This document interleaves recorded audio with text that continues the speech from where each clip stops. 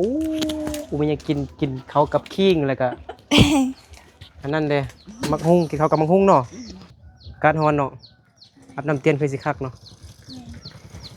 เห็นอีหยังก็อยากกินเลยเขาเอิ้นว่าแม่มัน เอาน้องรักกิน คือน้องล่านะอยากกินส้มมีผู้ใหญ่ใจดีเพิ่นฝากเงินมาให้น้องล่า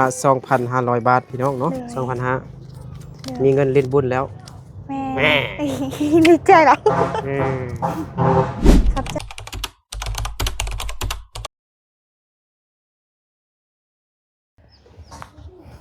กับทักทายสบายดีพ่อแม่พี่น้องเบิดสุขสู่คนที่เคารพฮักแพงเด้อยินดีต้อนรับเข้าสู่ช่องบ่าวนึกเผาปลายเส้นเก่าเหมือนเคยอีกแล้วเนาะตอนนี้บ่าวนึกมาหาน้องละเนาะหาน้องละตอนสวยๆตอนนี้ก็เวลา 11 โมงตอนสวยๆอากาศร้อนแฮงพี่น้องเนาะตอนนี้อุณหภูมิน่าจะประมาณ30 35 36องศานี่แหละร้อนแฮงเมื่อวานก็ร้อนแฮงก็ได้อาทิตย์กว่าแล้วแหละอากาศร้อนแฮงป้ารถตากแดดอยู่เนาะเบิ่งน้องลากำลังเฮ็ดหยังอยู่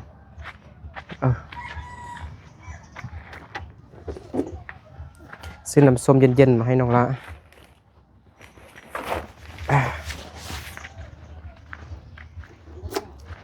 น้องละเอ้ยเถอะอ๋อกินข้าวบ่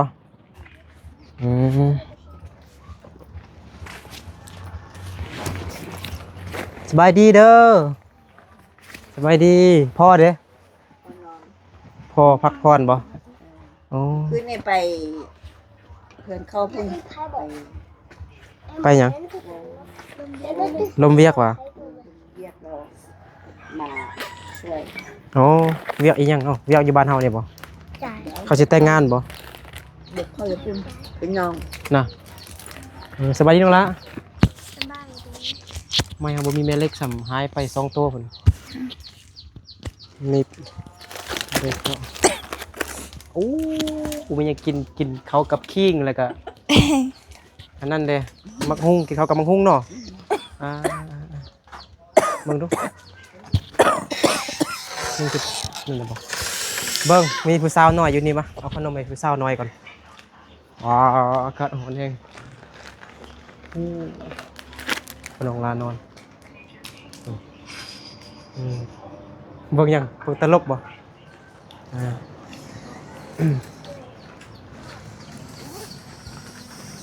น้องลาสิไปยัง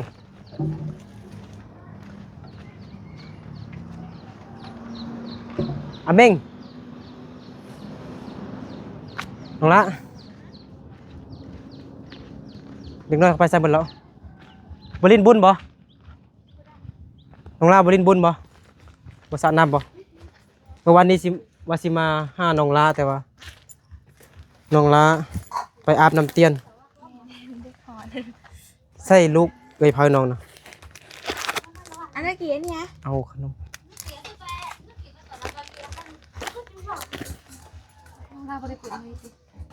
เปิดแล้วคงจะอันลงไหมไปเทคอันนี้เตะจะเป็นไฟกระพริบมันบริเวณใช่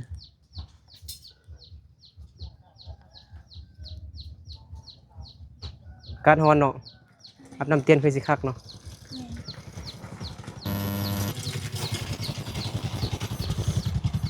น้องลาวสิไปส่วนบ่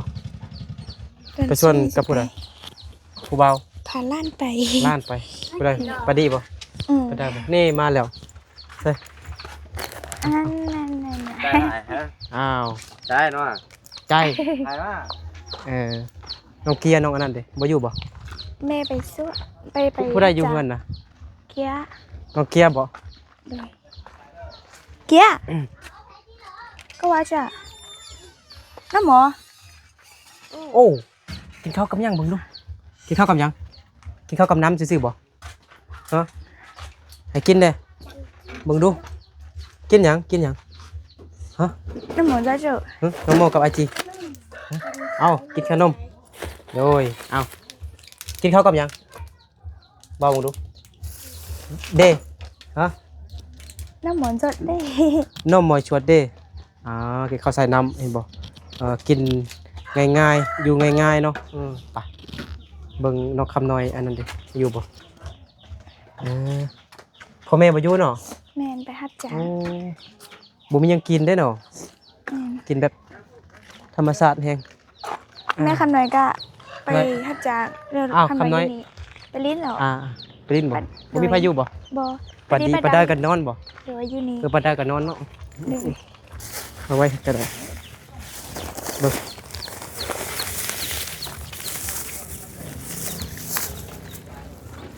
ขอบละ ขอบใจ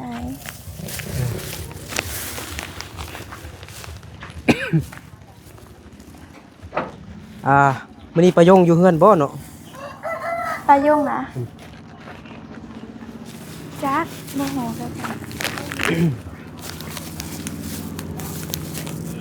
เนี่ยจะได้หมดน้ำ แม่น้องลาเด้ยังบ่ได้เถื่อ เป็นหยังเป็นไอคือกันบ่ไอก็เจ็บคอคือกันไอเจ็บหัวไอแล้วก็เจ็บหัวคือกันนี่ก็เจ็บหัวอยู่ไออยู่บ้านพุ่นก็มีหลายคนบ่สบายน้องลาก็บ่สบายเป็นไอติดน้ำไอนึกติ อันนี้กินแล้วน้องรัก เออ กินซะแต่ห้าซ้ำหมด พอนอนพักผ่อนเนาะยังประดานอนอยู่เป็นบ่ประดานอนอยู่เนาะ โดนแล้วก็บอกนั่นเอว ฮะ พอดีเหรอ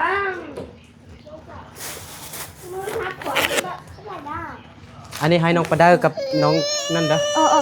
บ่กวนน้องละโอ้บ่เปิดพัดลมให้บ่ฮ้อนบ่ ฮอนแล้วตื่นไปจ้าเป็นเจนเลยปะ ขนมอ้าวโอ้เบิ่งแม่เปทงอยู่ สิไปให้ล่ะบ่หรือว่าสิไปโรงเรียน แดดฮ้อนเด้เนาะโธ่นอนโอ้พอน้องลาเด้เปิดพัดลมนอนบ่ แมน พัดลมน้องลาบ่ แมนตื่นยัง ปอโถฮ้อนได้เงินน้องลาเนาะ ฮอน สังกะสีบ่คือมุงญาเด้ แมน คันใส่เพดานก็น่าจะบ่ฮ้อน ใส่เพดานแล้วก็ฟ้าเฮือนแล้วก็ติดแอร์เลยเดี๋ยวนี้แอร์ก็บ่แพงเนาะ10ปลายล้านแล้วติ โอเค เพิ่นให้ทำ9ล้านแต่ว่าเดี๋ยวนี้บ่ฮู้ว่าประมาณ10ล้านแล้วติ โอ้สากโทรศัพท์ระวังมันหักเด้อใส่ โอ้ยอ่ะ ได้บ่เบิ่งดูเบิ่งดูโอ้ยทงไอสิตำทมหัวแล้วโอ้บ่ถึกทางเด้เนาะอันแล้วบัดนี้แม่นบ่โอ้ยหุงขึ้นพร้อมเลยอันนี้ให้น้องปลาดาวเด้อ มาบ้าดะ ขนมเด้อนอนอยู่นี่คือสิเย็นเนาะร้านเนาะมุงยานเย็นตั้งนั่งทางน้าทางค้างเฮือนนี่พอเฮ็ดบ่ แมนพอง ามเนาะ แล้วก็เฮ็ดตูบน้อยใส่เนาะมุงยาอยู่เฮือนบ่มีหยังเฮ็ดแต่ก็เฮ็ดเนาะ แมน น้ำบาดาลเฮาเด้ คือเก้า มาหลายอยู่บ่เห็นน้องประยงว่าเอาน้ำอยู่นี่แม่นบ่ อักน้ บ่เอาน้ำใส่ตุกใหญ่ๆจังซี่น่ะ ำไม่ต้องบ่ได้มาเอานี่ เอาอยู่ซะ จักบ่ฮู้คือกัน เข้าตีอันพี่น้อง เอาน้ำอาบ่ ที่ก็ น้ำอานี่ก็หมดแล้ว เอาน้ำมัน ลา คนมีโรบิโก้นะ แมนอันนั้นก็ซื้อลาคือกัน อ๋อสิครับน้องประยงมีอาหลายคนเห็นบ่มื้อนี้น้องประยงก็น่าจะอยู่เฮือนติน้องลาได้กินข้าวแล้วนะ กินแล้ว อิ่มแล้ว แม่น น้องลาเฮ็ดหยังกินฮะ กินกับมักฮู้ บังฮุงกินหยังได้ สุกแล้วก็คิง น้องลาบ่มีหยังกินก็เลยกินขิงกับเขาเนาะแล้วก็มะละกอเด้สุกมะละกอสุกบังฮุงสุกอันนี้ตากแห้งแล้วเป็นนั่นเด้อมังฮุงยาวบ่ บ่ยาว บ่ยาวธรรมดาเนาะ เว้นธรรมดา อันนี้ก็แห้งแล้วเด้น้องละเอาไปปลูกได้เลยเนาะนี่เนาะ ปลูกได้ปะ ได้บ่ มันเป็นเม็ด ว่าจริงๆมันกับชอบ ไอ้เล็กอ่าวบ่ ปุ๊บ น้อง ฮะ ละ มึงมาบ่มีส่วนเถื่อ อืม บัดนั้นก่อน หน้า กัน เหือนก็ได้ ลูกก็ต้อง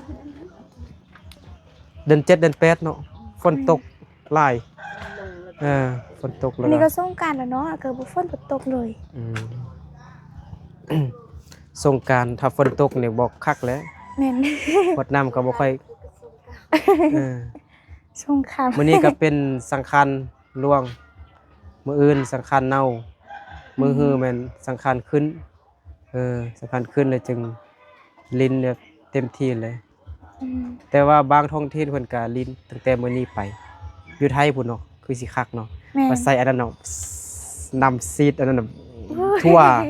กรุงเทพเลย โอ้ มหานครกรุงเทพมหานคร เธอ เขาเฮ็ดอันซีดนำตอนรับบุญสงกรานต์แบบโดยเฉพาะเลยนะ อืม ทั่วกรุงเทพเลยเนาะว้าแต่คือสิม่วนครับ แม่น คือฝนตกแล้วนะผู้บ่าวก็หลาย แหน่ สาวก็หลายน้องลาเด้สิไปเล่นอยู่ไส บ่บ่มีวันสิไปแล้ว มีอยู่ น้ำ แต่ เรียบ ว่า น้ำปุย เมื่อวานนี้เบานึกก็ไปน้ำปุย เขากำลังเริ่มลิ้น คนยังบ่ไล่เถอะมื้อนี้น่าจะไล่อยู่ เพราะว่ามื้อนี้เป็นอ่ามือสังฆานหลวงเป็นมื้อสุดท้ายของปีเก่าเขาว่า อืม วันที่16สังฆานขึ้นจึงอ่าเฮ็ดควันบ่แม่นมื้อนี้มันเขาเมียนมัดเครื่องคองอนามัยแต่ว่าคนมงเฮาบ่ได้อันนั้นเด้เนาะ บ่คนมองกะ เขามงเขานี่เล่นกับวิตามินน้ำซื่อๆเนาะบ่ได้มีอันฮีดคองแบบเฮ็ดแบบโดยเฉพาะแล้วเนาะแบบ แม่น คือบุญกินเจียงนะบุญกินเจียงจริงอันนั้น นี่น้ำซื่ คล้ายๆแบบนั้นน่ะคือบุญกินเจียงแต่ว่าตั้งแต่บ่ได้ดินน้ำซื่อๆเนาะบุญกินเจียงเนาะ ๆโดยแม่น ตอนใกล้สิฮอดบุญกินเจียงเนี่ยเขาก็เดิมเมียนมัดเครื่องอะไรอย่างเนี่ยเนาะแม่นบ่ทำความสะอาดแม่นบ่ แม่น ซอกฟืนซอกมายังมาไว้ แม่นให้ไก่ บุญสงกรานต์ ซ้ำอยู่ กับ นะ แบบนี้เลย เออ เขตชนบท โดย มื้อเช้าน้องลาเฮ็ดหยัง น่าถ้างานะเหือน คือปักเลย ซบแห้งก็เลยใส่อันลิปสติกเอลีซะให้ ส้มฟ้าคือว่าแดงๆแดงก็คนน้องแหละ น้องลามักใส่แดงๆบ่ สุนีจน บ่มีเงินซื้อลิปเที่ย น้องลาว่าทรงนี้จนว่าซั่นบ่มีเงินซื้อลิปสติกอ่าตอนเช้าได้เฮ็ดหยังกิน ตอนเช้าเลย อั นะ นนี้มันกินข้าวสวยแม่นบ่ แม่น 10 โมงสิเด้11 โมงยังยักษ์เขาเหรอ ตอนเช้าได้เฮ็ดหยังกิน ตอนเช้านี่นะเฮ็ดผักกาดซื้อเมื่อวานนี้ซื้อผักกาดมาแล้วเฮ็ดครึ่งนึงยังครึ่งนึงแล้วเอามาเฮ็ดกินต้อง อืมคำนั้นไปลิ้นแล้วบ่ เป็นลิ้นเหรอบ่เห็นมาบัดนี้บ่ได้มื้อเช้านี้ไปลิ้นน้ำมูด น้ำใส่ดีบ่น้ำบาดาล ใช่อยู่ ใส่ดี โดย ออกลายอยู่ ออกน้อย ออกน้อยบ่ แม่นบ่ได้มาเบิ่งตัวอยู่รูปนี่ยังมีอยู่บ่ ลุงลาสิเฮ็ดหยังก็ ยายไม้นี้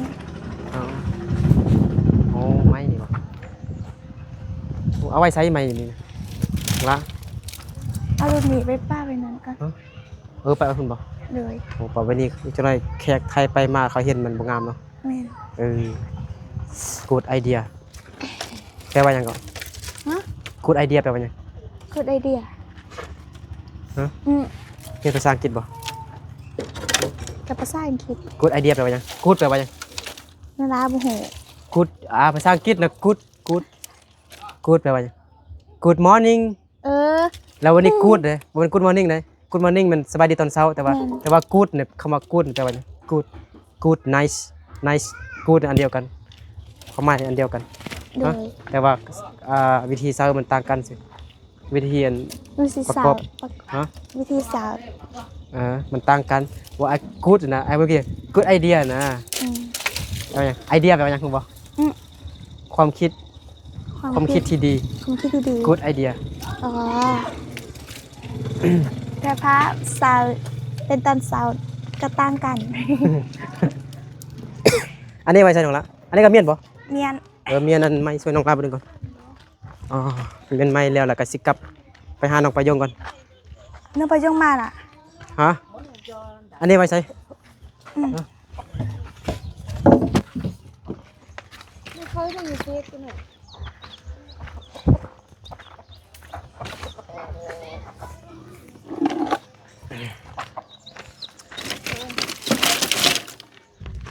น้องลาเมียนไก่แท้ เวลาเอาตัวไม้ไผ่มันเมียนนี่ เมียนไก่แท้ เวลาเอาไม้ไผ่นะไม่แพ้พูดนี่อ๋อไม่ฟากมื้อแรกน้องลาสิไปยัง ไปสวน โอ้น้องลาสิไปสวนตอนแรงบ่ เลยไป ตอ จุ น ด ตอนเช้าเดี๋ยวบ่ได้ไป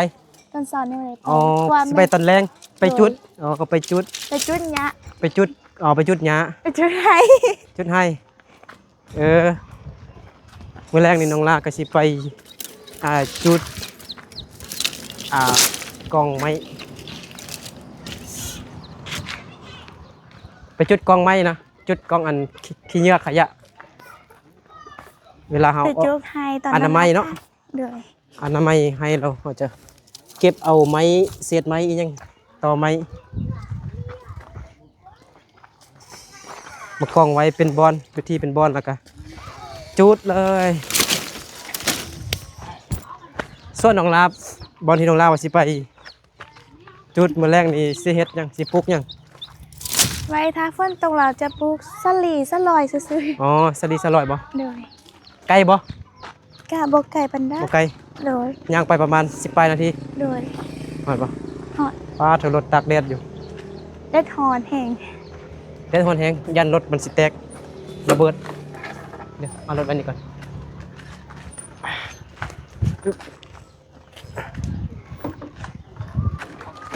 โอ้โหฮึบเอารถไปเฮือนอเมริกนี่ก่อน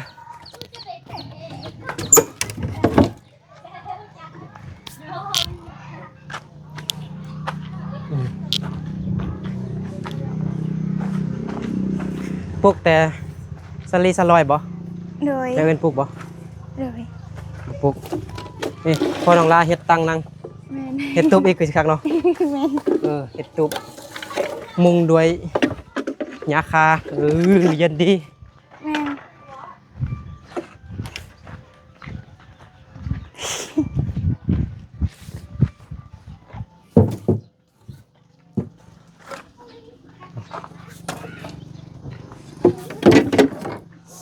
น้องลาใส่หมวกเนอะ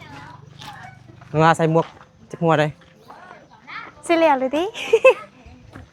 ฮะชินเดียไปคักเกอร์เหรอฮะไม่ยัง แพรว่าบ่มีนั่งกินส่วนกันไปเก็บห้วยอยู่ เก็บห้อย อยู่นอก ยอเขาตื้อยอเขาตื้อ ห้วยที่เขาทำโกนา ฮะ ให้จุ เก็บห้อยอยู่ใส่ฮะอยู่ไฟใส่ก่อน อยู่ห้วยบันเที ห้วย ยอยู่บนที่อ่านเอาไปยกเข้าปลูกผักแล้วเขาอยู่ห้วยน้ำเนี่ย อยู่บ้านไหนทางไหน ทางคุณ ทางพุ่นบ่ ด้วยอยู่ทางเขาให้เครื่องตลาดเนี่ยไป อ๋อ มีต้นเนี่ยก็ ปลา ต้น โถ มะม่วงยาง สิย่างไปบ่หรือขี่รถ ขี่รถ ฮะ ว่าไอพาไปขี่รถเนี่ยขี่รถ อ๋อ จักร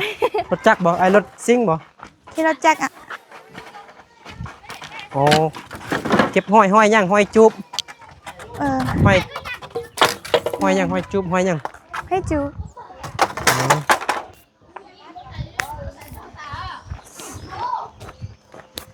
ใช่คำน้อย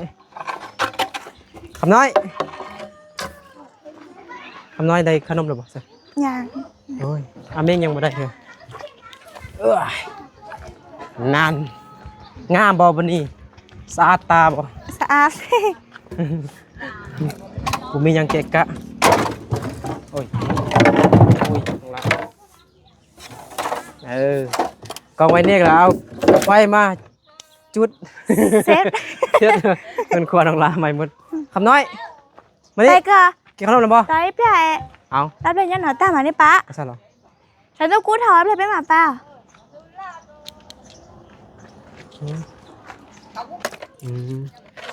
พอสิชวนกันไปเก็บห้อยไปซอกห้อยน้องลาก็สิไปนะ หืม น้องลาสิไปเก็บห้อยเหรอ แมนถ้าไปกินให้กับเจ็บอะไรไปส่วน เออ เพ ไป ราะว่าบ่ ไป มี กับ ยั ไป งกิน ไป ไกลบ่อยู่ทางรถบ่อยู่แคมทางรถบ่ไปไกล ทางร อี ถ ก กันยากไปอีก อยากไปทางน้ำเลียบเนื้อ เออ บอลน้อยเฮ็ดอันไม่ยังตกกันนะ บอลเทค่ะมีไฟเนาะไฟน้อยๆเส้นน้ำเข้ามาจะเฮ็ดหกผัดแล้วก็เฮ็ดผัดไข่นะ ห้อยมายัง ไว้จังเนี่ย từ có tàu เจี๊ยเจี๊ยดูได้น่ะได้จังเนาะ ห้อยยัง thì lá น้ำเลียกน้อย น้ำเลียบน้อยบ่ดึกทำมาห้อยยังน้ำเลียบน้อย อ้าวคิดว่า ห้อยยัง ห้อย ห้อย ยังก็ เป็น ทับ ห้อย โกนกินนะ อ๋อห้อยจุ๊บ ห้อยจุ๊บ น้อยๆอะนะ อืม โอ้อย่าเกิดเป็นห้อยเด้อเนาะ เออ มีคนจุ๊บโอ้ จุ๊บโดยที่บ่ต้องข้อ เนาะเออเก็บพักเลยบ่ แม่น มัน ผั ใกล้ บ บ่ ง จักทางใหญ่ไปไกลบ่ อืมนิดนึงเด้ หน่อยหนึงประมาณแต่นี่ไปฮอดไสเราเคยไป ตีนี้นะ ฮอดโรงเรียนบ่ อืมฮอด ประมาณนั้นเนาะ แม่น ไปบ่ไปบ่ไปไปลองเบิ่งน้องลาเก็บห้อยดูไป เอ้าบ่ลงทรงโอ้ไปกินขนมเด้อพ่อน้องกับหลานนอนพัดลมมันเป่ามันจะมีขี้ฝุ่นก็เอาไปเห็นมันจะเข้าแล้วก็อยู่ปอดก็ โดย ไอเป็นอันนั้นก็ยังพัดลมเลยเอาเป็นแบบนี้นะยังพัดลมขี้ฝุ่นมาเกาะ แม่ ติดคอ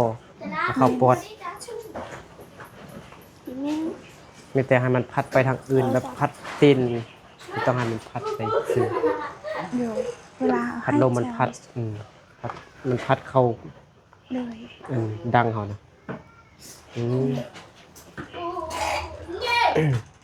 โอ้แจ้ง ว่า มา จี ดี นึง นะ นะ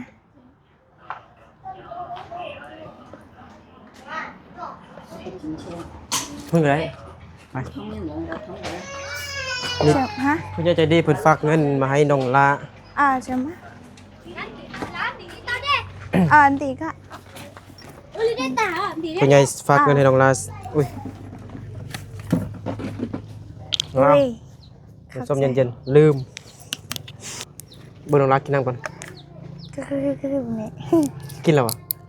กินแล้ว อ้าว คือจะอยากกินส้มแห้งแม่มาน ไม่มา แม่มานหูบ่น้องลาบ่ฮู้แม่มานนะ ให้มันแบบ มันลูกนะ น้องลามันลูก บ่ มากินส้มมากินมาไม่มักตอกนะเห็นอีหยังก็อยากกินนะเขาเอิ้นว่าแม่มาน เอาน้องรักกิน คือน้องลานะอยากกินส้มมีผู้ใหญ่ใจดีเพิ่นฝากเงินมาให้น้องลา 2,500 บาทพี่น้องเนาะแต่เพิ่นบ่ให้เอ่ยชื่อบ่ให้บอกชื่อผู้ใหญ่ใจดีทางฝั่งไทยพุ่นล่ะ เลย 2,500 บาทได้1,650,000 กีบเพิ่นตัดค่าธรรมเนียมเด้แลกอยู่เฮือนอันเอยโซอยู่เมืองเพียง เลย ตัดค่าธรรมเนียม 1,000 บาทเดี๋ยวนี้เขาตัด 1,000 บาทต่อเท่าใด20 บาทบ่ตอน 1,000 บาท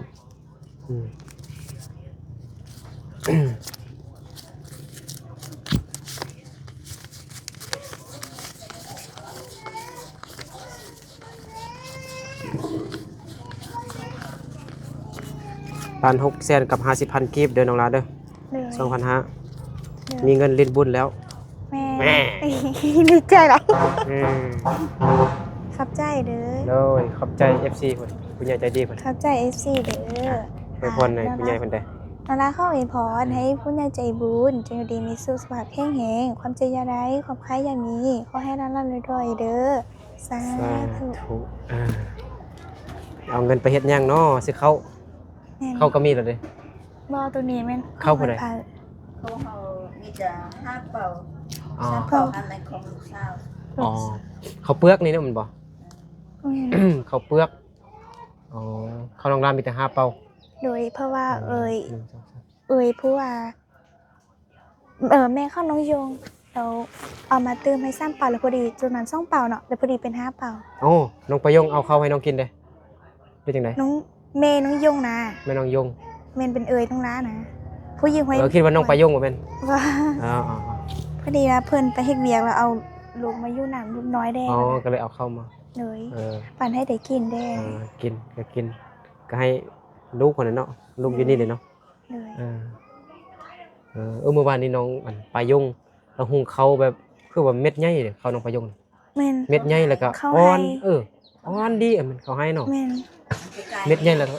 แม่ก็พอ อ่อนดี ตัวนั้นนี่แม่นใหญ่กว่า เม็ดใหญ่แล้วก็อ่อนดีก่อน แม่น กินเสียบแม่ง แม่น กินนาลาก็ แซ่บ คือเอากินแบบน้ำบ้านอีหยังกันนะ แม่น แซ่บแม่งน้องลาสิเอาเงินไปเฮ็ดหยัง น้องน้า ไม่เงินหร นะ อก1,600,000พี่น้อง50,000 ก็เกณฑ์ไว้เขามันก็จะได้ซื้อแล้วก็เอา ซื้อของกินแล แม่น เออ ซื้อของกินแน่ มีเงินซื้อของกินแล้วบัดนี้เนาะ แม่น เมื่อกี้นี่เห็นน้องลากินอันข้าวกับขิงน้ำแล้วก็มักฮุงซุก แล้วก็ร้านน้องลาก็กินข้าวกับน้ำคือกันเนาะแต่ละหลังเงินกินข้าวกับน้ำเบิด แม่น เออ เอ็งหอดไว้นี่เรามากินข้าวกับน้ำ มันจังได้หูยวนหมู่บ้านของน้องลานี่มันแห้งแล้งเนาะมันเป็นแต่ปลาโคกแล้วเนาะ แม่นแห้งแรง บ่คืออยู่บ้านอายบ้านอายมันมีห้วยของน้องเบิ่งแบบ เป็นธรรมชาติแห้งนะมมีใบหญ้าอย่างเขียวๆสดงดงาม โดยสบายดี หันกล้องไปหาพ่อน้องลาดูสบายดี FC สบายดี โดยพ่อน้องลาคือสิเมื่อยเนาะเมื่อคืนนี้อยู่ดึก แม่น ๆนอนพักผ่อนเมื่อคืนนี้เนาะ 3 โมงบ่หรือว่า2 โมงเข้าใจ นอนตากพัดลมก็ระมัดระวังเด้อเฮาเป็นไอเป็นอันวัดอยู่นี่ก็ย้อนเปิดพัดลมใส่หน้าหั่นล่ะเห็นบ่ขาวๆมันจะมีเฮาบ่เห็นกี่ฝุ่นน่ะมันจะพัดลมจะเป่าเข้าวันหูดังเฮาแล้วก็ไปเข้าลำคอไปอยู่ปอด โดย เจ็บคอ แม่ ยามฮอดจังซี่นี่แหละมีแอร์กับใครแท้เนาะ แบบนี้เอออกหมดเลย มีแอร์คืออยู่เวียดมันก็มีแอร์อยู่แต่ว่าได้เสียค่าไฟไล่ อืม 7-8 แสนต่อเดือน ต่อเดือน แม่นบาง หลายคนก็ บางห้องก็ล้านปลาย โอ้เซอร์สไลด์เรากันมาได้ แม่นเปิดมืดมือมืดขึ้นแหละ โอ้ เปิดแอร์ก็ได้ เยอะ เออเย็น แม่ นอนตอนกลางคืนเนี่ยย้ำนี่แหละห่มผ้าห่ม เย็น ผ้า นะ ห่ม เนาะมันก็คือพัดลมเนาะพัดลม แม่ มัน น มีลมแบบ มันมีลมแล้วก็ร้อน แม่น มีอากาศมา แม่น มาผ่านอันลมมันนะ แม่น มันก็ร้อนเปิดแอร์นี่ตอนกลางคืนเนี่ยได้อันนั้นตอนกลางเว้นนี่ก็ยังได้ห่มผ้านะคันเปิดอันแอร์ พั แล้ ด ว เอน่ะ แม่น เย็นส อยู่ใน บา นั้น ย เย็นสุดยอดเลย ออกมานอกแล้วป้อนถูกปันไฟไหม ต่างกัน แม่นโอเคพี่น้องเนาะเดี๋ยวน้องลาก็สิไปเก็บห้อยเนาะบ่นึกก็สิไปเนาะแต่ EP นี้ก็ขอปิดคลิปไว้ซั่นนี้ก่อนพี่น้องเนาะขอบใจขอบคุณผู้ใหญ่ใจดีแล้วก็ขอบใจ FC เบิดสุขุทุกคนที่เข้ามาติดตามรับชมคลิป